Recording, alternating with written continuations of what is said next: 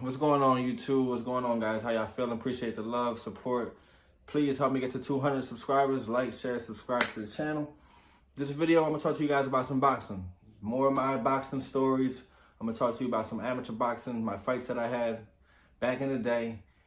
So yeah, hit the like button, share, subscribe. Let's do it. And you guys already know how my first sparring went. If you don't, go back to my last video. I detailed it. I talked to you guys about it. So after that, I stayed in the gym. I was pretty inconsistent. I'm not even gonna bullshit you guys. But I was probably in the gym for about a year before I got my first amateur fight.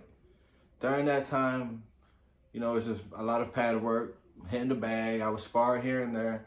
Wasn't really doing my running, wasn't really doing the road work and strength and conditioning and shit that, things that you need to do. So, but I still felt good. I was confident in myself. One night, Coach Vincent gives me a call. He said, look, I got a match for you. I got an opponent for you. At this weight, he's like 0-1 or 1-0 or, this is going to be his first fight too. So how do you feel about it? I'm like, let's go. I said, I feel good. I feel confident. I'm getting good work. I'm in shape for the most part. I think I'm in shape. And that was the whole reason why I got into boxing. Some people get into boxing just for, training, just for health. For people get into it for self-defense. I wanted to fight. Even though it's a whole combination of things like that, I wanted to fight. So I'm like, yeah, let's go. So the day of the fight, we're going back now, kind of like 2013. I want to say, I don't have the exact date. But I want to say it was like the fall, winter of 2013. First fight was in Asbury Park, New Jersey. It was about a 2-hour drive from where I was living at. And, day of the fight, we meet at the gym and then we all drive up there. We get to the venue. It's at like an old hotel. It was for like a Hurricane Sandy charity relief. So there was a lot of people there. Like, it was a nice setup. It was a nice venue. We get there. They have an area where the fighters, you go weigh in. You talk to the doctor. He checks all your blood pressure and things like that. And then you have another area where, after you're done with the doctor, you go, you change, you wait, and you warm up with your trainer, whatever. So after I do all that, go through the doctor, I meet some of my family members who came to watch. I'm just sitting there, I didn't know what to expect. I was nervous. I was nervous because it wasn't like, it wasn't nerves of I'm not prepared or I just didn't feel like I didn't belong there. I was just kind of like, man, it's hard. Unless you go into it, it's hard to really explain it. So, and I think it was more so, tell you the truth, I think it was more so, I just had a fear of losing. And I'll talk to you guys more about that later on, which is, I kind of foreshadow a little bit. So, damn, I might have to edit this bitch out. My trainer comes up to me and he's like, look, I got your opponent. It's going to be somebody else. He's 2-2. You're going to be his 5th opponent. And, but don't worry about it. You're in shape. You can fight. Throw that jab. Stick him. You'll be all right. You're good. I'm still kind of like, okay, whatever, fine. It doesn't matter. I just want to go in there, get this shit over with. I'm kind of getting nervous, and my nerves are really building up because you're just sitting there waiting, anticipating. You see these guys are fighting, and then this, so you're just waiting. Kid I fought, I do not remember his name. He was from a Spiral Boxing Club in Newark, New Jersey. Dude was maybe 5'6", stocky motherfucker though, like Frank Gore looking, just ripped, just. I'm looking at him before we even get in the ring, and I'm like, okay, he's definitely not 140 pounds. That nigga is definitely, I was like, that's because I'm a thin dude. I was fighting at 140. 141 in amateurs. I'm thin. I'm kind of, so I'm looking at him like, But whatever, like whatever. Coach Vince comes up to me. He's like, "Yo, you're gonna be fighting number 7." I'm like, "Okay."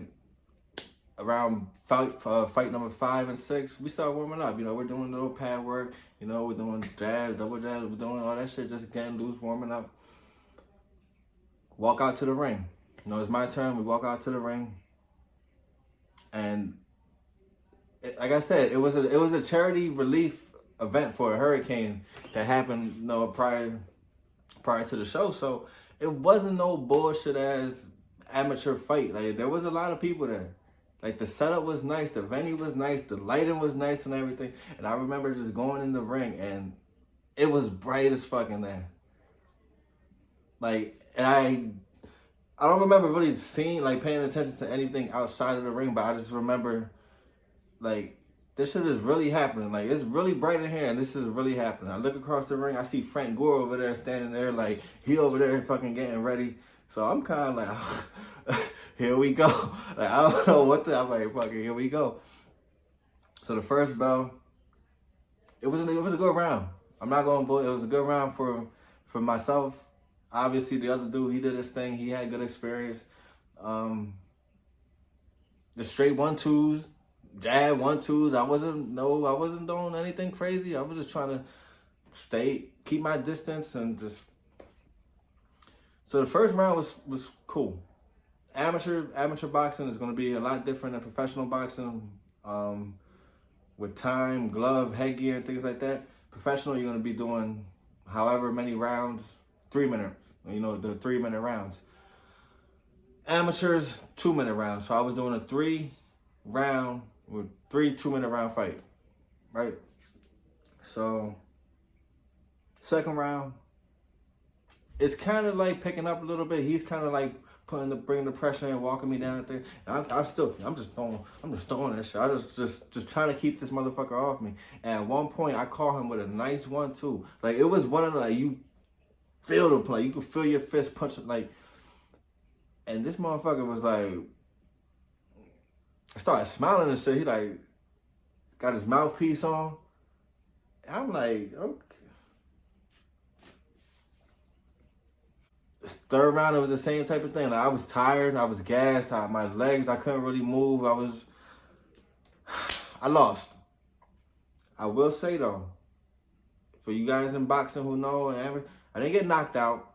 There were no knockdowns. The referee didn't stop the fight at any time for a standing 8 count or anything like that. I held my own. Shit, that nigga had me scared, but I held my own. Punk that. I ain't get my ass. I'm not gonna say, he beat my ass. He did. I'm not gonna bullshit you guys. That was my first fight ever. Walking out the ring, met with Coach Vince, met with the doctor. They checking you, making sure you're okay. Go back out to the lobby. I meet my family. They're like, "Yo, good fight, man. It's okay. Don't worry about this and that." I'm mad as hell. I start crying. I'm sad because it's like, in my mind, I'm thinking like, "Oh my God, I just ruined my boxing career." I'm like, oh, I wanted to go undefeated my whole amateur career, my whole professional. I'm like, oh my God, this shit is done. So I was so upset after I lost. You know, I remember I went to the bathroom. Same thing that happened during my first sparring match. I went in the bathroom, took my headgear off, started throwing up, crying. I was fucked up. I was sad. I went back out, met with my family. No, Coach Vince like, man, don't even worry about that shit, bro. Like, you good? Like, you was all right. Other trainers, other fighters were coming up to me because people at the boxing community, they know. Oh, this person's first fight. Now there's levels in boxing. There's like open class and novice class. So if you have a certain amount of fights, you're only going to be fighting fighters with a certain amount of fights. So people know. If you're in the same area, like the Northeast, I was fighting in Jersey. But if you go to Philly fighters know you. Philly trainers know you. You go to a tournament in New York or Maryland somewhere, like it travels. Go to DC. The boxing travels and people know you. You see the same faces at a bunch of different fights. You get to know people. And that was something that was dope, that even though I lost, even though I was kind of being more hard on myself than I really needed to be, there were so many people coming up to me like, yo, bro, you good, man. Just, stay in the gym. It's gonna happen. Stay in the gym. And that's what I said in my last video. If you start boxing, find a good environment, a good trainer, a good community, that people that care about you, that they want to see you make it. They want to see you do good. They just don't look at you like, this motherfucker sucks. I want to spar him just so I could just knock him out and put him on Instagram and be like, hey, look at me. I'm knocking motherfuckers out in the gym. Like, no, don't do it. Like, you want to go somewhere where if you need help, people are going to walk in and be like, yo, tuck your elbow in. Put your chin down. Yo, stop doing that. People are going to help you. So keep that in mind.